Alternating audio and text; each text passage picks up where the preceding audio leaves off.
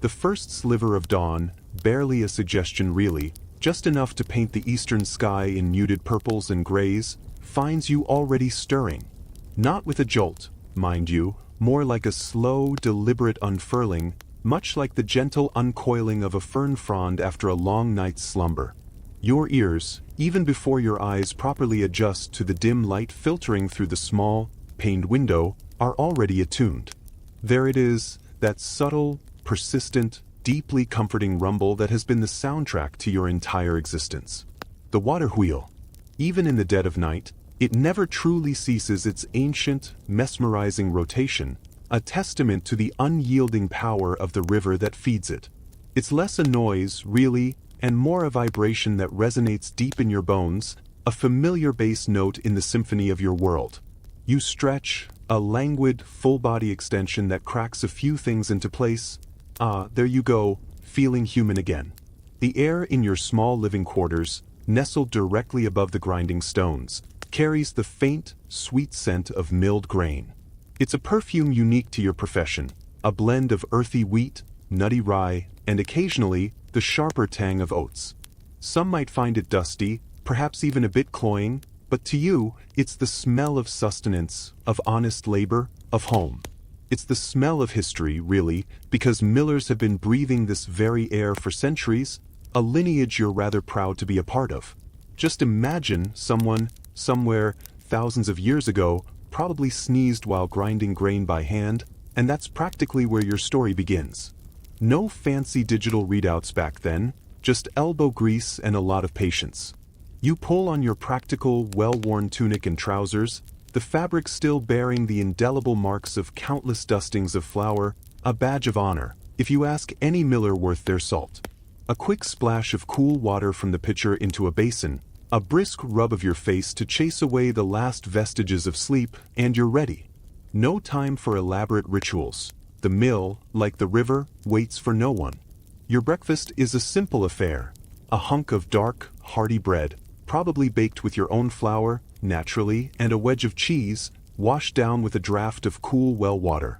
It's pragmatic, fueling, and entirely satisfying.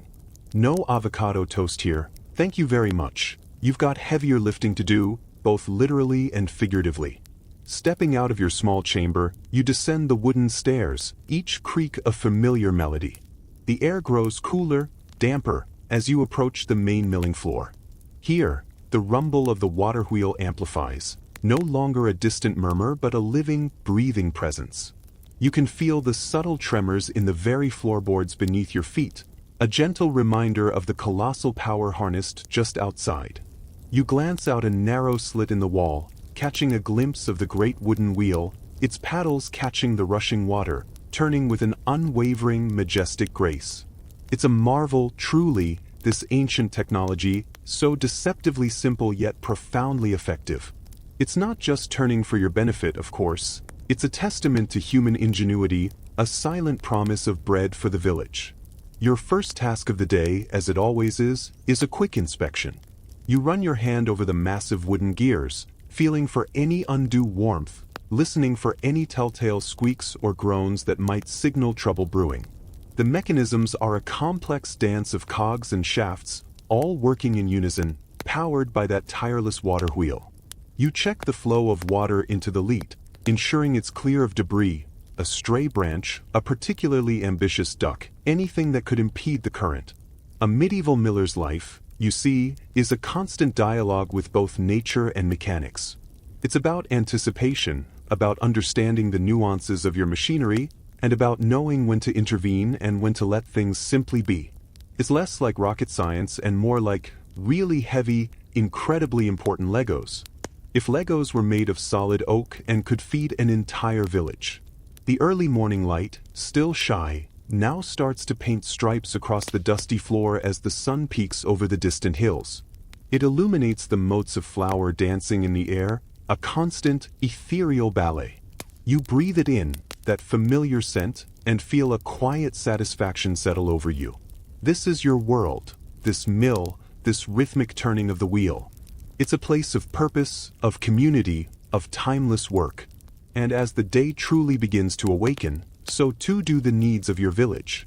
Soon, The first farmers will arrive, their sacks of grain slung over their shoulders or piled onto small carts, eager to transform their hard-won harvest into the very staff of life. And you, the miller, will be there, ready to facilitate that ancient, essential transformation. You cast your mind back, a small smile playing on your lips, to those early days, not so long ago, when this very hum and rumble of the mill wasn't a comforting embrace but a bewildering cacophony. You were just a lad then, barely tall enough to see over the top of the grinding stones without standing on tiptoes, all elbows and knees and wide-eyed curiosity. Your master, old Thomas, had been a miller of the old school, gruff, perpetually flour-dusted, and with hands like gnarled oak roots, capable of both delicate adjustments and Herculean feats of lifting. He had the patience of a saint, though he rarely showed it with flowery words, preferring instead a sharp look or a pointed grunt to convey his instructions. Your apprenticeship had begun, as most did, with the most menial of tasks. Sweeping. So much sweeping. You quickly learned that flour, while essential, had an almost magical ability to get absolutely everywhere, clinging to every surface, finding every nook and cranny. You swept the floors, dusted the beams, meticulously cleared away the chaff, the discarded husks of grain, that piled up like miniature golden mountains. It was tedious work, certainly, but it was also your first introduction to the sheer volume of grain that passed through the mill each day, and the meticulous care required to keep the operation running smoothly. You even learned the proper technique for sweeping, a rhythmic, almost meditative motion that minimized stirring up too much dust. Old Thomas, you remember, could tell a properly swept floor just by the quality of the air. He was like a human dust detector. Then came the carrying. Oh, the carrying! You quickly developed muscles you never knew you had, hauling sacks of grain, each heavier than you, from the wagons to the storage bins, and then from the bins to the hopper above the grinding stones. Your back ached, your shoulders protested, and your small hands often chafed raw from the coarse hessian of the sacks. But with each loaded sack, you felt a tiny surge of pride. You were contributing. You were strong. And you were slowly, painfully, becoming a part of the mill. Old Thomas, of course, offered no praise, but occasionally, when you managed to hoist a particularly heavy sack without stumbling, he'd give a quick, almost imperceptible nod. That, from him, was high commendation indeed. It was like getting a gold star, but with more potential for back injury. But it wasn't just physical labor. Old Thomas, for all his gruffness, was a meticulous teacher, slowly revealing the inner workings of the mill, piece by painstaking piece. He'd stand you beside the grinding stones, making you listen, truly listen, to their song. "Hear that, lad?" he'd murmur, his voice rough as sandpaper. "That's the stones talking to you. A good miller hears what they're saying." And you'd strain your ears, trying to discern the subtle changes in pitch, the faint rasp that indicated the stones needed dressing, or the smoother, consistent rumble that meant they were working perfectly. It was like learning a secret language, whispered by wood and stone and water. He taught you about the different grains, the plump, golden kernels of wheat, the darker, heartier rye, the delicate, elongated oats.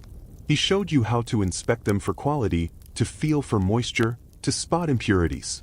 "Bad grain makes bad flour, lad," he'd declare, holding up a handful of suspect kernels. "And bad flour makes unhappy villagers. And unhappy villagers, well, they find a new miller." A simple, yet profound lesson in customer satisfaction, medieval style. No Yelp reviews back then, just angry mobs with pitchforks and demands for better bread. The most fascinating lessons, though, were about the water wheel itself. Old Thomas would take you outside, standing by the rushing leat, explaining how the force of the water turned the massive wheel, which in turn powered the gears inside the mill. He'd point out the sluice gate, teaching you how to raise and lower it to control the flow, a crucial skill for managing the mill's speed and preventing damage during floods. He'd even explain the historical significance, reminding you that these weren't always around. For centuries, people had to grind by hand, pushing querns all day long. The water wheel, he'd say, was a gift, a blessing that freed human backs and made life just a little bit easier. It was, in its own way, a medieval industrial revolution, only with more wood and fewer steam engines. You remember the day he finally let you touch the controls, the heavy wooden lever that engaged and disengaged the grinding stones. Your heart had hammered against your ribs, a mixture of excitement and fear. The sheer power of the machinery, once engaged, was immense, almost overwhelming. Old Thomas stood behind you, his hand hovering, ready to correct any mistake, but he let you do it yourself. And as the stones began to turn, slowly at first, then picking up speed, a fine mist of flour rising into the air, you felt an undeniable connection to something ancient and powerful. It was more than just a job. It was a calling. You were no longer just sweeping floors. You were part of the vital cycle of food, of community, of life itself. And from that day forward, the mill stopped being a noisy, dusty place and started becoming your home.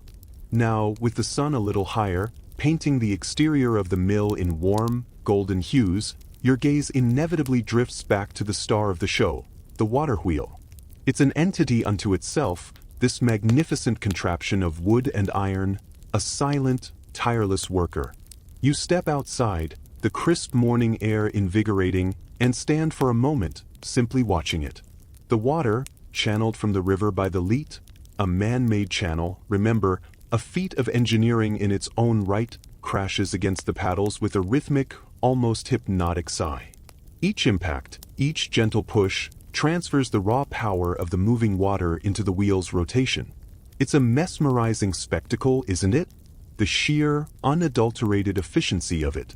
No fuel to buy, no oxen to feed, just the constant, unyielding flow of the river, doing exactly what it's always done. And yet, this seemingly simple action is the engine of your entire operation, the heart that pumps life into the grinding stones inside. You could stand here for hours, lost in its rhythmic turning, a sort of medieval meditation. It's better than any guided relaxation app, certainly more authentic. And you don't have to worry about your phone battery dying. There are different types of water wheels, of course, a little historical tidbit for you.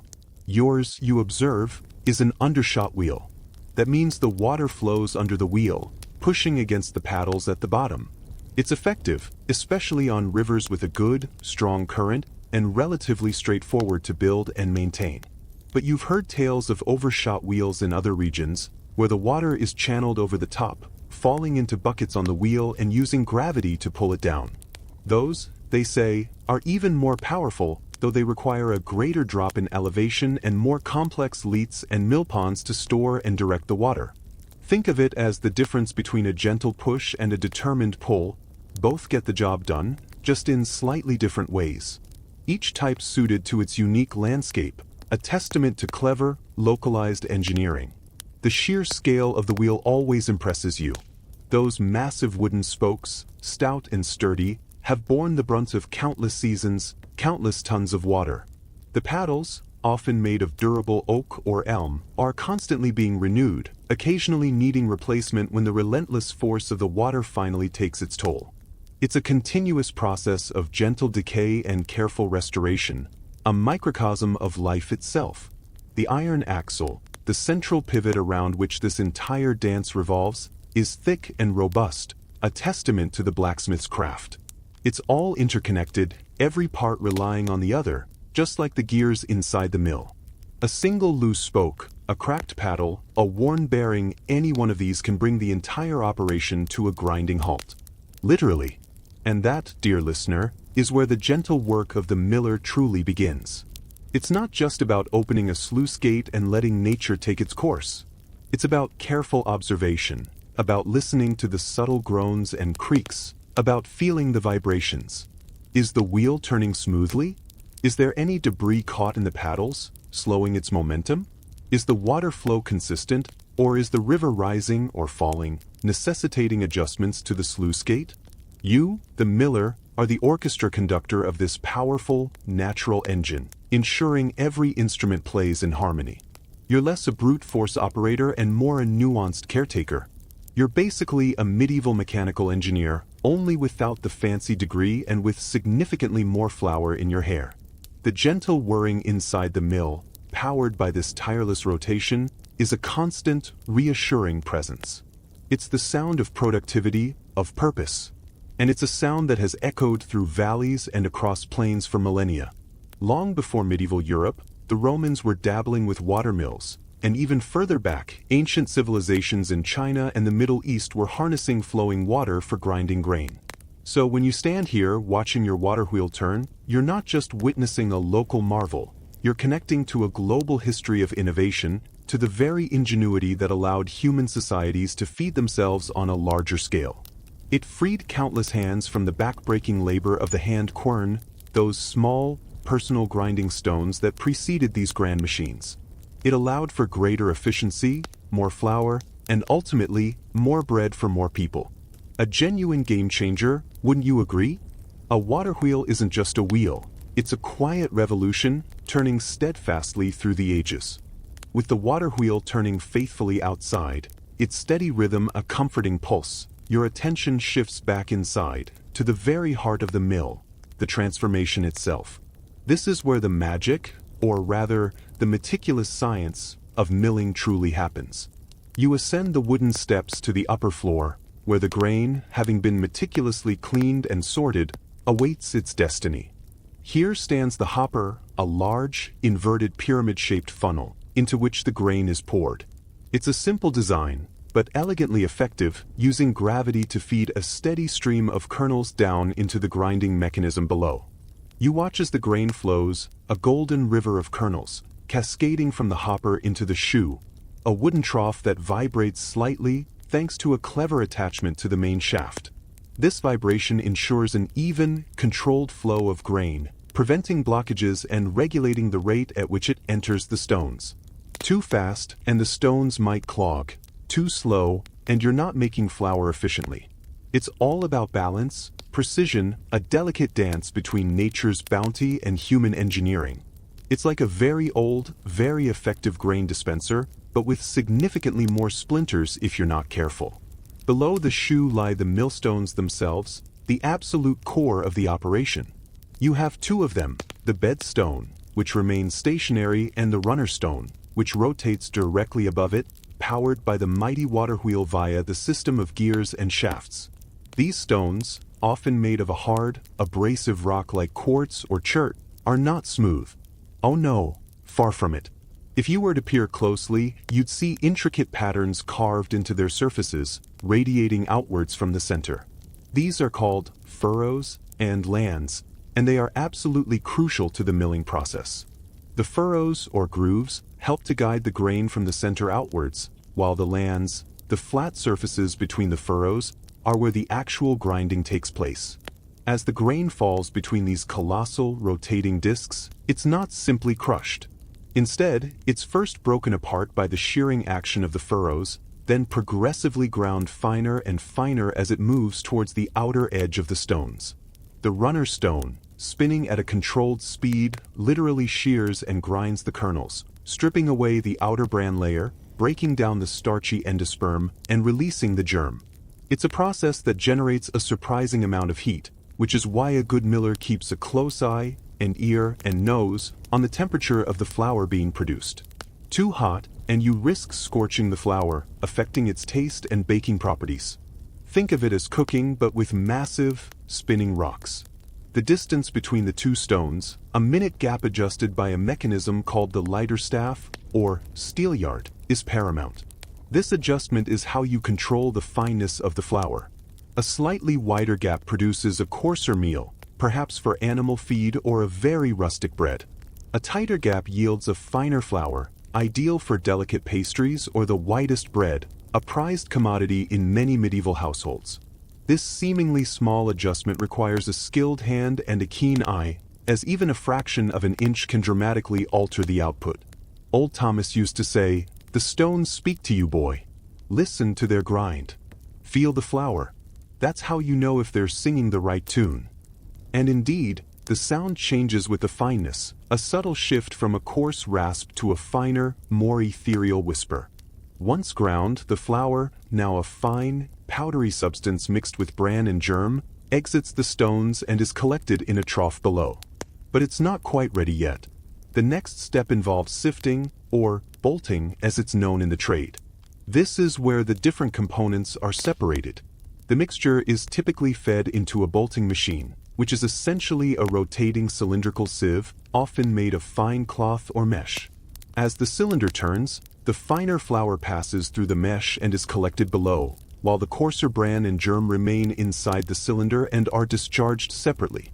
This separation isn't just for aesthetics, it also affects the flour's properties, its keeping quality, and its baking performance. A medieval miller's skill, therefore, wasn't just in keeping the wheel turning, but in mastering this delicate alchemy, understanding the grain, setting the stones, and achieving the precise grind and separation that his customers desired. It was an art as much as a science, honed over years of practice and observation. It was also incredibly important. This flour wasn't just a commodity, it was the foundation of life for the entire village. Without good flour, there was no good bread, and without good bread, well, let's just say medieval villagers had a very direct way of expressing their dissatisfaction. Much more direct than a strongly worded email, you might imagine. As the morning progresses and the grinding stones were with a steady, productive drone, the mill begins to truly awaken, not just with mechanical life, but with human activity. You see, your mill isn't merely a place of industry, it's a vital hub, a cornerstone of the village's social fabric. Long before the concept of a community center, or a local pub as we might understand them today, the mill served as a central gathering point, a place where news was exchanged, gossip was shared, and the rhythm of rural life truly beat. The first customers of the day begin to arrive, their forms silhouetted against the brightening sky as they approach along the dusty track. Farmers, often with their wives or older children in tow, drive small carts laden with sacks of grain, wheat, barley, rye, sometimes oats, the fruits of their strenuous labor in the fields.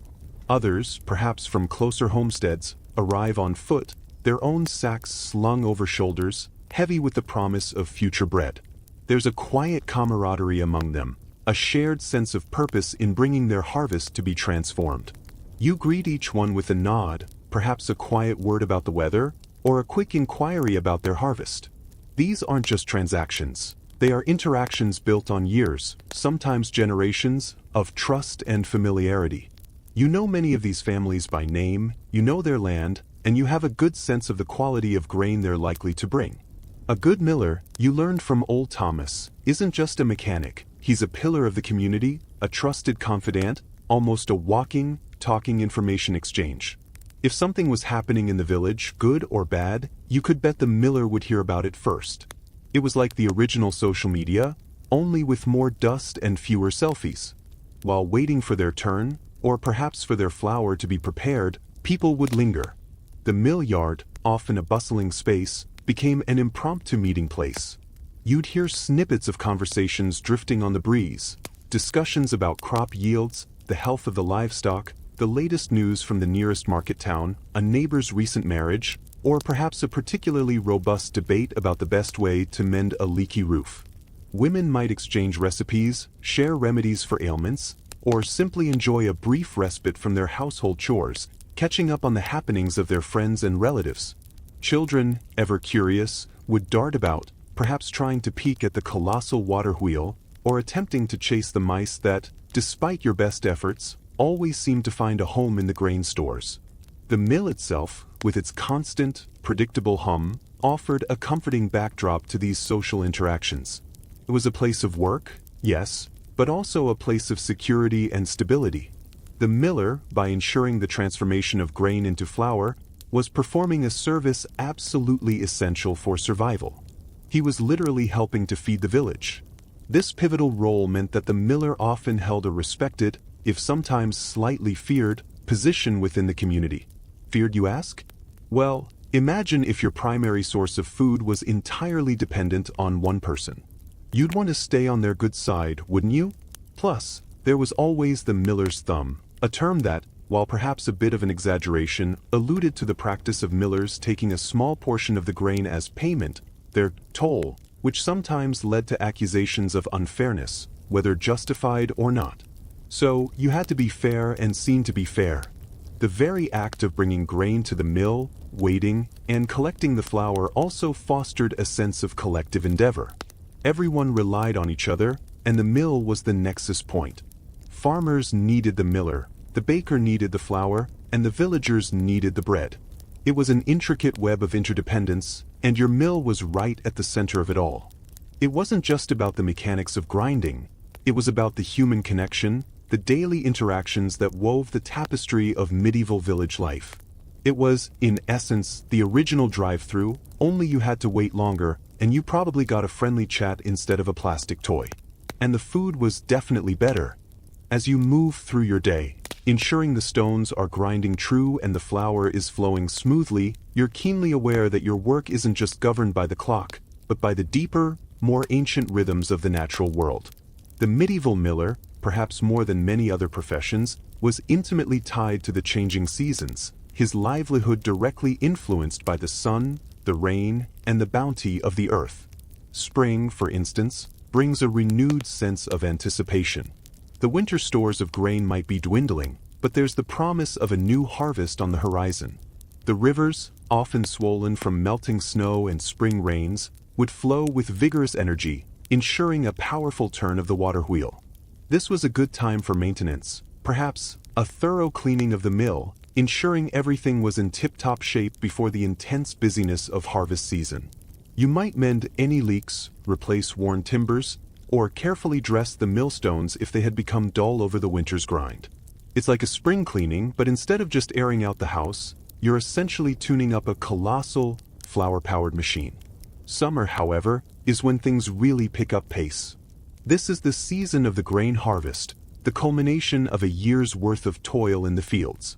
As the golden waves of wheat, barley, and rye ripen under the sun, a palpable energy builds in the village. Once the crops are cut, threshed, and winnowed, the stream of farmers bringing their grain to your mill becomes a veritable flood. Long lines of carts and people, remember that village hub we talked about? Well, now imagine it 10 times busier, all converging on your doorstep.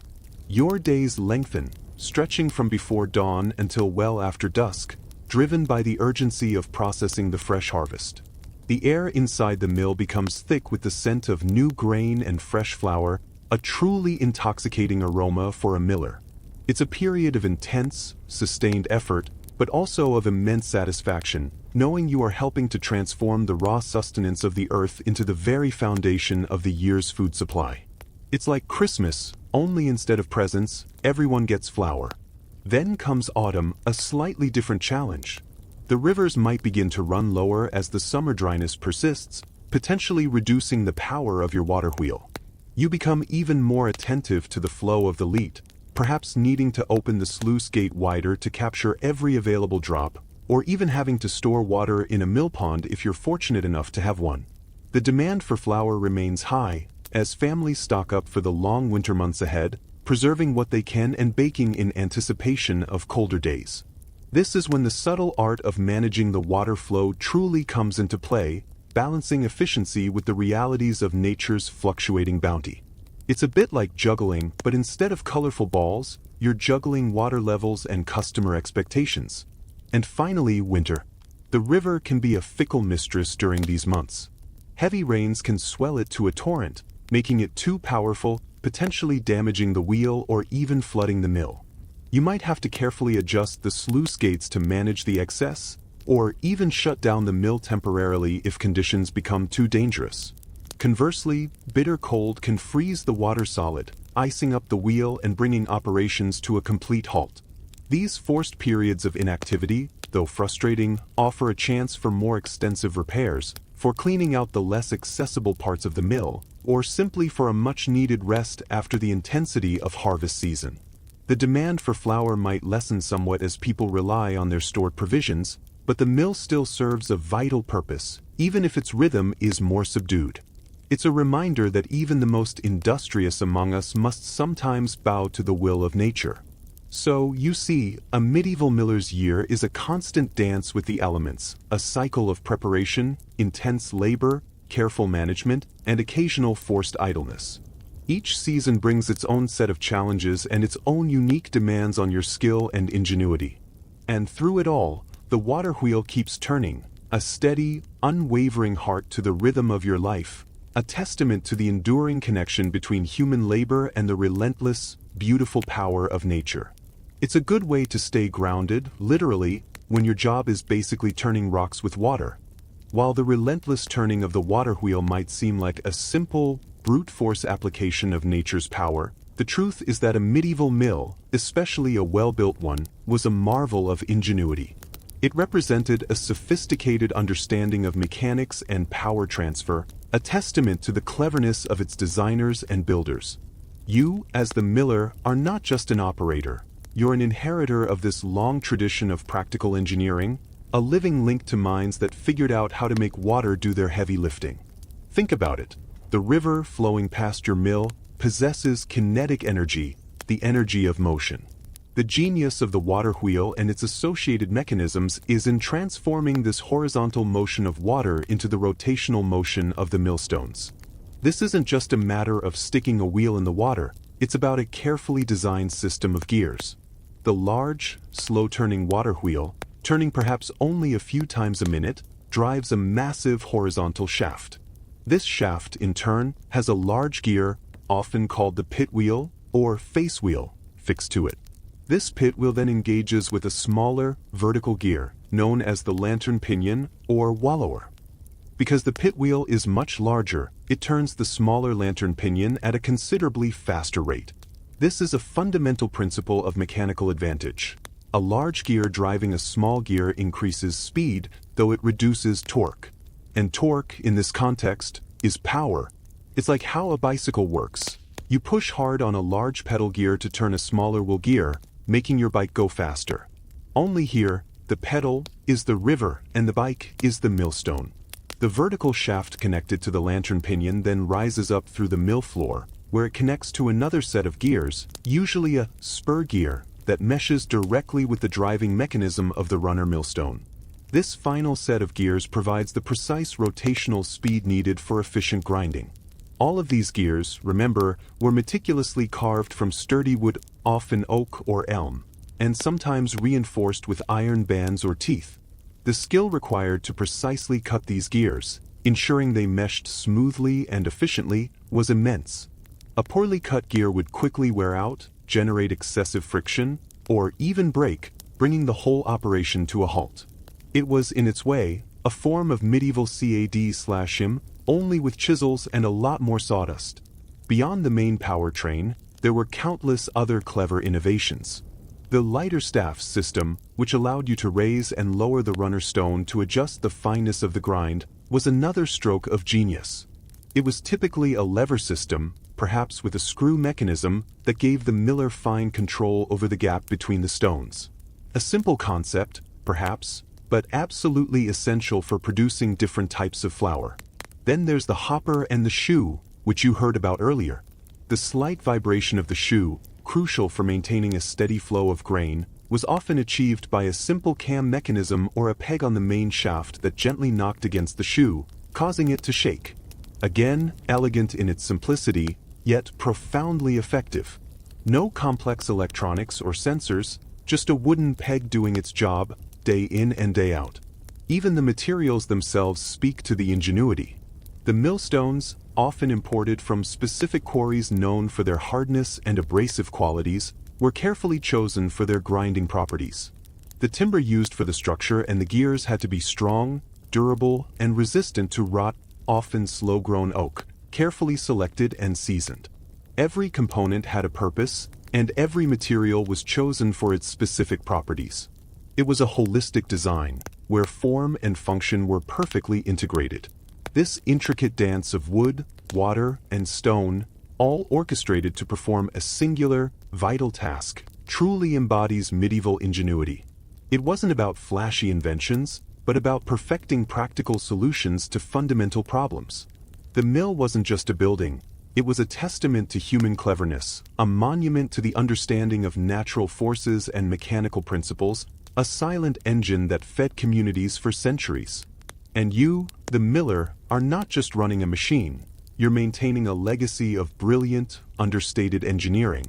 It's a bit like being a medieval software engineer, but instead of coding, you're making sure your wooden gears don't crash. With all that clever engineering working its magic, you might think your job is simply to stand back and let the water do the work. Oh, if only it were that simple. The truth is, maintaining a medieval watermill is a never-ending cycle of vigilance, adjustment, and repair. It's a constant dialogue with a living, breathing machine, one that requires your full attention and a surprising array of practical skills. You're not just a miller, you're also a carpenter, a blacksmith, a stone mason, and occasionally, a rather patient plumber. Every morning, remember, your first task is that careful inspection. You listen to the water wheels turn. Is it smooth and even, or is there a new groan, a subtle wobble that wasn't there yesterday? You check the flow of the river into the Leet. Has the water level dropped, perhaps due to a dry spell, meaning you'll need to adjust the sluice gate to maximize the meager flow? Or has a heavy rain swollen the river, requiring you to carefully manage the excess to prevent the wheel from turning too fast or, worse, being damaged by debris? A strong current, while powerful, can also carry branches, rocks, or even small, unfortunate animals that can jam the paddles or damage the structure. So, clearing the Leet and checking the trash rack, a grid of bars designed to catch larger debris, is a regular, essential chore. It's like being a river-dwelling bouncer, but instead of people, you're stopping logs. Inside the mill, the gears are your next point of focus. You run your hands over the massive wooden cogs, feeling for any undue heat, listening for telltale creaks or grinds that might indicate friction or wear. Sometimes a bit of animal fat or beeswax needs to be applied to the contact points to lubricate them, reducing wear and keeping the operation smooth and quiet. A squeaky gear isn't just annoying, it's a sign of wasted energy and impending failure. You'd rather fix a squeak than replace a shattered cog, believe me. And replacing a large wooden gear? That's not a 5-minute job. Then there are the millstones themselves. These aren't set-it-and-forget-it components. Over time, with constant grinding, the intricate patterns of furrows and lands on their surfaces become dull and worn. When this happens, the stones lose their efficiency, producing a coarser, uneven flour, or generating too much heat. This calls for dressing the stones, a laborious and skilled task. It involves lifting the heavy runner stone, often using a hoist system, and then carefully recarving the patterns using specialized chisels called mill bills. It's a precise, dusty, and physically demanding job that requires an intimate understanding of the stone's properties and the desired grind. Doing it poorly means bad flour, and bad flour means those unhappy villagers we talked about. So, you hone your skills, sharpening your chisels and your patience. Beyond the daily checks, there are larger, less frequent repairs. A wooden shaft might split, a beam might rot, a section of the Leet might collapse, or a paddle on the water wheel might crack and need replacing. These are bigger projects, often requiring the help of other skilled villagers, a carpenter for timbers, a blacksmith for iron fittings, perhaps a few strong backs for lifting. These moments highlight the interconnectedness of the medieval village. You might be the miller, but you rely on others for their specialized skills, just as they rely on you for flour. It's a reciprocal relationship, a silent contract of mutual support. Even the building itself needs constant attention. The mill, often built on or near water, is constantly exposed to dampness, which can lead to rot in the wooden structure. Leaks in the roof or walls need to be patched, and foundations need to be checked for erosion. It's an ongoing battle against the elements, a quiet defiance of entropy. So, while the water wheel turns with its gentle, persistent rhythm, know that behind that placid exterior is a miller, ever watchful, ever ready to intervene, a quiet guardian of this ingenious, hungry machine. It's like having a very demanding, very old pet that also happens to produce all the bread for the village. As you oversee the constant, gentle flow of grain becoming flour, you understand, perhaps more deeply than anyone else in the village, the sheer power and importance of this transformation. Your mill, humming steadily along, isn't just a building with machinery, it's the beating heart of the local economy, the linchpin that connects the toil of the farmer to the sustenance of every household. Without this vital link, the entire food chain, as we might call it today, would simply collapse. Imagine, for a moment, a world without mills. Farmers would harvest their grain, yes, but then what? They'd be left with sacks of raw kernels, edible only after hours of laborious, hand-grinding with a quern stone, or by parching and pounding, a truly inefficient and back-breaking process. The sheer amount of time and effort required to produce enough flour for a single family, let alone a village, would be staggering. It would drastically limit the amount of food available and consume an enormous proportion of everyone's day, leaving little time for other essential tasks. So, in a very real sense, your mill is providing a colossal time-saving service, freeing up countless hours for other productive endeavors. It's the original convenience store, but instead of pre-packaged meals, you get pre-ground flour. Because the mill makes grinding so much more efficient, it allows farmers to specialize. Instead of every family spending hours grinding their own grain, they can focus on what they do best, cultivating the land. They bring their harvest to you, pay their toll, usually a portion of the grain itself, or sometimes a small fee, and receive a far superior product in a fraction of the time it would take them to do it by hand. This division of labor is a hallmark of any developing economy, allowing for greater productivity and, ultimately, a more stable and prosperous community. The flour you produce isn't just for bread, though bread is undeniably king. It's also used for porridges, thickening stews, and a variety of other foodstuffs essential to the medieval diet. Your steady supply of flour means that bakers in the village can consistently produce loaves for sale, butchers can rely on a steady food supply for their families, and blacksmiths can earn their living without having to divert precious time to grinding grain. Every trade, every family, is implicitly supported by the output of your mill. You're essentially the central bank of sustenance, issuing edible currency. Beyond simply feeding people, the mill also plays a role in trade and commerce. Surplus grain and flour, once processed, could be traded with neighboring villages or taken to larger market towns. This wasn't just about local consumption, it was about integrating the village into a wider economic network.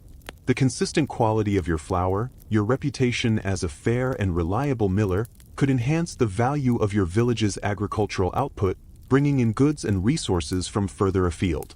Your name, in a small way, could become synonymous with quality. Furthermore, the mill itself often represented a significant investment.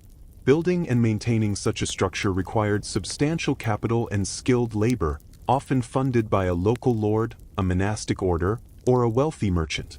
The mill then generated income, either through the toll on grain or through direct ownership, contributing to the wealth and power of its owner.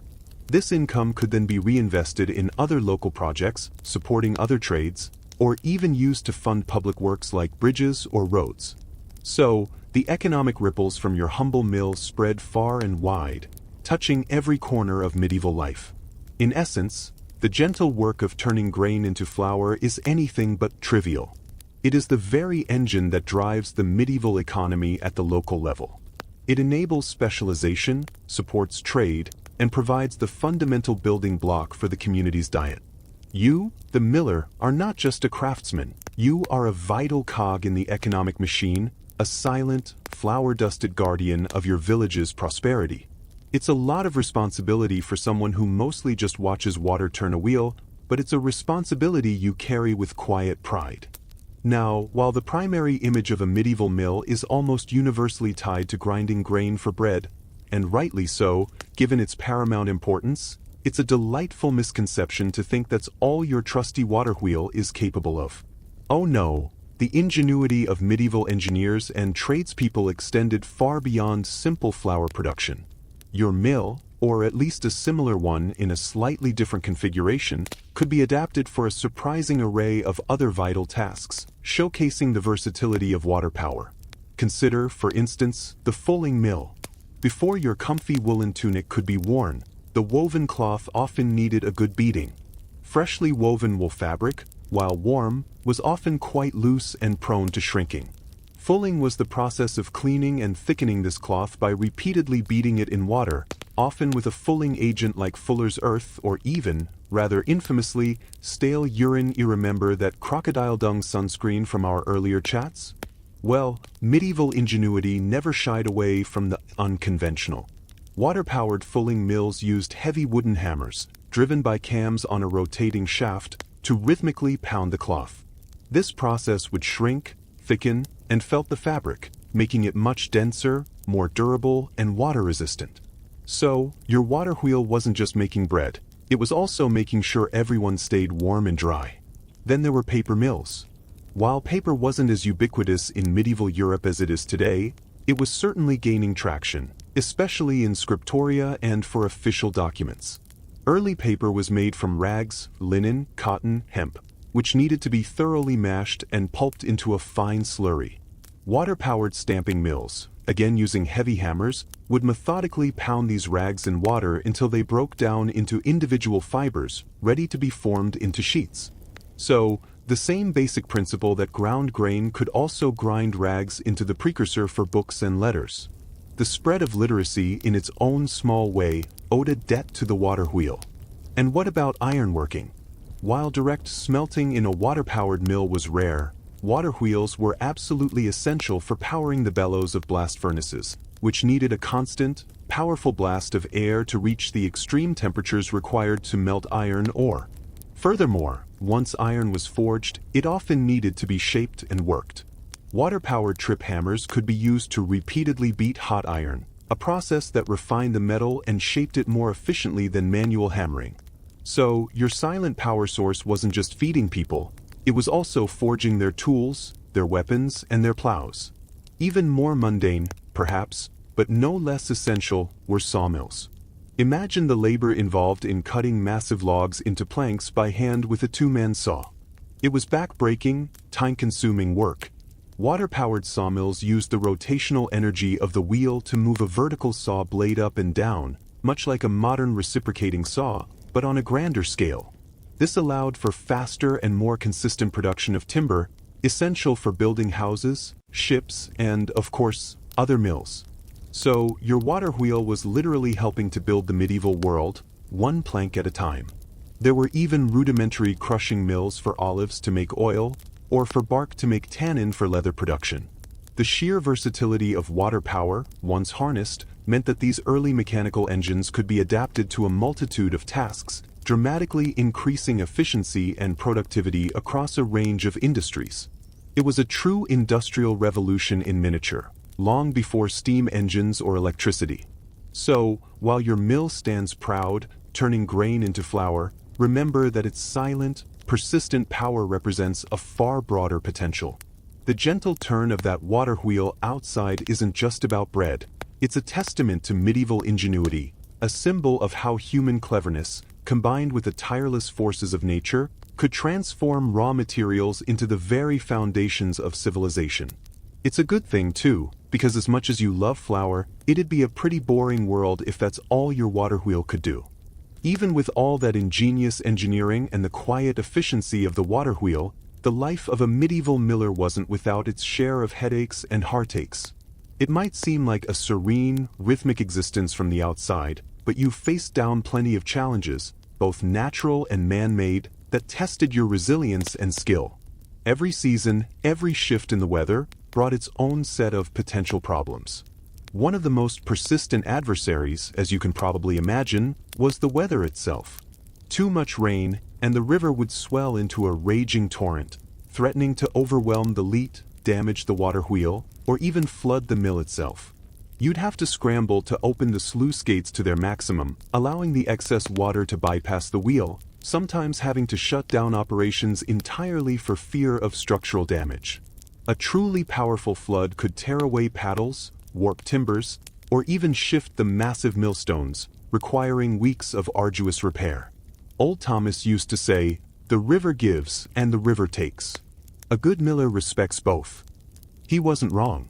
It's like having a very large, very wet, and occasionally very angry neighbor.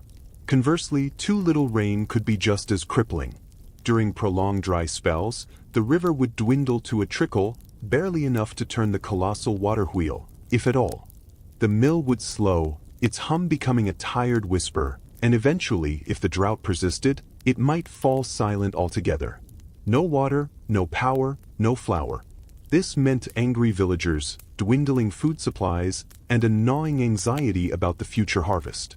You'd spend hours trying to coax every last drop of water into the leat, perhaps even clearing away silt and weeds to improve the flow, but sometimes nature simply refused to cooperate.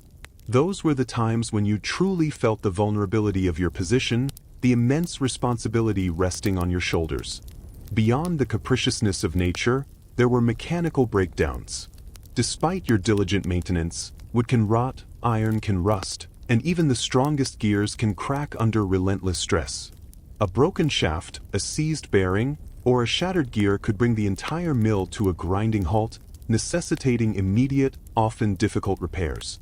Obtaining replacement parts wasn't like popping down to the local hardware store. You might need to fell a specific tree for a new timber, or commission a blacksmith to forge a bespoke iron fitting, all of which took time and precious resources. These breakdowns meant lost income for you and, more importantly, a delay in food production for the community. The pressure to get the mill running again would be immense. And then there were the human elements. While you were a respected figure, the miller's position was also ripe for suspicion.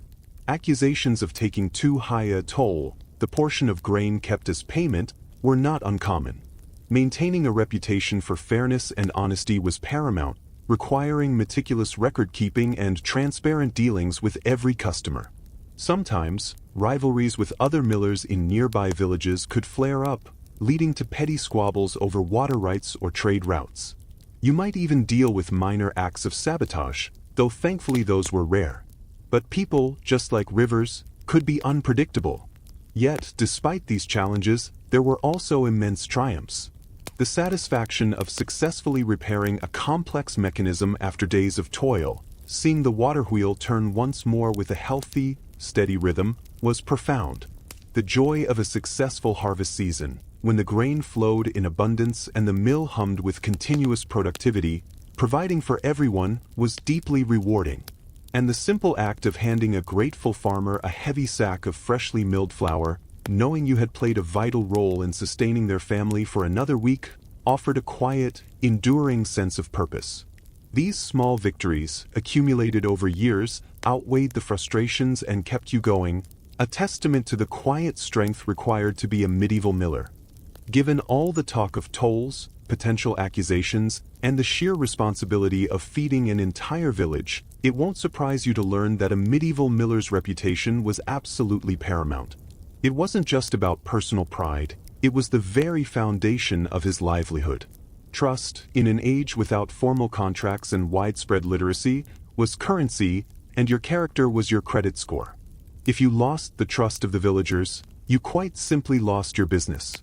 Old Thomas, your master, had drilled this into you from your very first sweeping duties. A miller's word, he'd grumble, is as good as his flour. If one ain't sound, neither is the other. He understood that while the mill itself was a powerful engine, the human element, the relationship with the community, was what truly kept the wheels turning. You weren't just a service provider, you were an integral part of their daily existence, and that came with a heavy weight of expectation. Fairness in taking the toll was perhaps the most crucial aspect of your reputation. The toll, remember, was your payment, typically a fixed proportion of the grain brought to be milled. If you were perceived as taking too much, or as being dishonest with the measurements, word would spread like wildfire through the village. There were stories, often exaggerated to be fair, of unscrupulous millers who would use oversized measures for their toll, or subtly shake the measuring scoop to settle the grain and claim more. Such tales, even if untrue, could quickly sour a miller's standing. You had to be scrupulously honest, often measuring the toll in plain sight of the customer, ensuring there was no room for suspicion. Transparency, even in the dusty confines of a medieval mill, was key. Beyond the toll, quality was another non-negotiable aspect of your reputation. The flour you produced had to be consistent. It had to be ground to the fineness the customer desired, free of excessive bran or foreign matter. A batch of scorched flour, or flour contaminated with grit from poorly dressed stones, would quickly earn you a black mark. Bakers, in particular, were discerning critics. Bad flour meant bad bread, and that reflected poorly on them too. So, your skill in dressing the stones, in regulating the grind, and in ensuring the cleanliness of the entire milling process directly translated into your standing in the community. You were only as good as your last batch of flour. It's like being a chef, but instead of worrying about the meal, you're worrying about the primary ingredient for everyone else's meals. Reliability also played a huge part. If your mill was constantly breaking down, or if you were frequently unable to mill due to lack of water or poor maintenance, villagers would be forced to travel further afield to a rival mill. This was not only inconvenient for them but also a financial blow to their households, as time spent traveling was time not spent farming or working. A miller who kept his mill running smoothly, who was always available during peak seasons, and who could make quick repairs when necessary, was highly valued. You were a steady presence, a dependable resource in an often unpredictable world. Your personal demeanor mattered too. While old Thomas was gruff, he was also fair and honest to a fault. You learned from him that a kind word, a sympathetic ear, and a willingness to offer advice, whether about crops or simply listening to a neighbor's woes, went a long way. The mill was a social hub, and you, the miller, were often seen as a community elder, a figure of stability and wisdom. Building these personal connections fostered loyalty, making villagers more likely to overlook minor issues and more likely to return season after season. In essence, building and maintaining a good reputation for a medieval miller was a constant, holistic endeavor. It demanded honesty, skill, reliability, and a strong sense of community. It wasn't about advertising or flashy displays. It was built brick by honest brick, sack by fair sack, over years of dedicated service. It was about earning the trust of your neighbors, ensuring that when they thought of the mill, they thought not just of a building, but of a trusted friend who helped put bread on their table. And in the end, there's no greater satisfaction than that. As the sun dips lower in the western sky, painting the river with strokes of orange and purple, a different kind of calm settles over the mill. The frantic pace of the day, with its steady stream of customers and the constant roar of the grinding stones, gradually begins to subside. The last farmers have collected their flour and departed, their carts rattling away into the twilight. Now, it's just you and the steady, enduring hum of the water wheel, a comforting presence as the world outside prepares for sleep. This is your time for winding down, for the gentle rituals of closing the mill for the night. You begin by carefully clearing any remaining grain from the hoppers and chutes, ensuring there are no blockages or stray kernels that might attract unwanted nocturnal visitors. A good sweep of the main milling floor removes the day's accumulation of flour dust and chaff, leaving the space tidy and ready for the morning. It's a meditative act, this sweeping, a rhythmic motion that allows your mind to quiet, to review the day's work, and to anticipate tomorrow's tasks. The air, still carrying the faint, sweet scent of grain, feels cleaner now, less agitated. You check the machinery one last time. A quick glance at the gears, feeling for any heat, listening for any unusual sounds. You ensure the sluice gate is properly set for the overnight flow, perhaps adjusting it slightly to optimize for the expected river level. The water wheel, tireless and uncomplaining, continues its majestic turn, catching the faint glimmers of the fading light. It's a moment of profound connection, you and this ancient machine, bound together by the river's ceaseless flow. You might even run your hand along a sturdy wooden beam, feeling the vibrations that resonate throughout the structure, a silent testament to its enduring strength.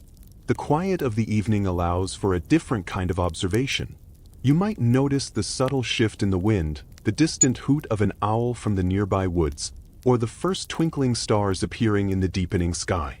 These are the moments when the boundaries between your work and the wider natural world blur, when you feel most acutely your place within the larger tapestry of life. Your existence here is simple, direct, and deeply rooted, unlike the hurried, disconnected pace you sometimes hear tales of from distant cities. There, they have fancy lights and faster horses, but do they have this profound sense of connection to their work? You doubt it. Back in your small living quarters above the mill, you prepare a simple supper, perhaps some more of your hearty bread, a bowl of warmed stew, and a tankard of ale. The day's physical labor has earned you a solid appetite, and the food tastes all the sweeter for it. You might sit by the small window, looking out at the silhouette of the trees against the last vestiges of twilight, the river a dark, murmuring presence below. The rhythmic sound of the water wheel, now a softer, more distant thrum, becomes the soothing backdrop to your thoughts. This quiet close to the day is not just about physical rest, it's about mental replenishment. It's a chance to shed the responsibilities and demands of the daylight hours, to let your mind wander, to simply be. There are no urgent messages to reply to, no endless scrolls to read, no demanding lords to appease. There is only the gentle fading of the day, the enduring presence of your mill, and the quiet satisfaction of a day well spent, having contributed to the well-being of your community. It's a simple life, perhaps, but one rich in purpose and connection. And as the darkness fully embraces the land, you drift towards sleep, the gentle, rhythmic turning of the water wheel echoing softly in your dreams, a promise of another dawn, another day of gentle work. As you drift towards sleep, the gentle thrum of the water wheel now a lullaby in your subconscious, your mind might wander to those who came before you. You are not the first, nor will you be the last, to stand vigil over this mill. You are but one link in a long, unbroken chain of millers, stretching back through the mists of time, each one leaving their indelible mark on these very stones and timbers. It's a humbling thought, isn't it? To be part of such a continuous, vital legacy. Imagine your great-grandfather, perhaps, a strapping young man learning the ropes from his own master, just as you learned from old Thomas. He would have faced similar challenges, the fickle river, the stubborn stones, the demanding customers. He would have known the same satisfaction in a perfectly milled sack of flour, the same pride in keeping the community fed. The tools might have been slightly different, the techniques refined over time, but the core essence of the work, harnessing water to grind grain, would have been identical. You share a common language, a common purpose, across the centuries. It's like being part of an exclusive club, only the membership fee is a lifetime of flour dust and early mornings. Each generation, no doubt, contributed its own small innovations. Perhaps one of your ancestors figured out a more efficient way to dress the stones, or designed a slightly better sluice gate, or discovered a stronger type of timber for the water wheel paddles. These weren't grand, revolutionary leaps, but rather incremental improvements, born of countless hours of observation, experimentation, and hard-won experience. The mill, in a way, is a living repository of this accumulated wisdom, each grown and were echoing the lessons learned by those who tended it before you. Think of the sheer resilience of these structures and the people who operated them. Through wars, famines, plagues, and political upheavals, the mills kept turning. While kingdoms rose and fell, while new philosophies swept across the land, the fundamental need for bread remained constant. And so, the miller, a seemingly humble figure, remained essential, an anchor of stability in an often chaotic world. Your ancestors were not just grinding grain. They were grinding continuity, grinding survival, grinding the very fabric of society. There's a subtle beauty in this unbroken lineage. It speaks to the enduring nature of human needs and the enduring power of simple, effective technology.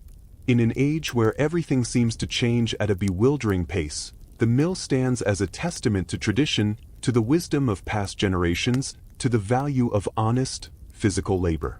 When you feel the cool, smooth surface of the bed stone, you're not just touching rock.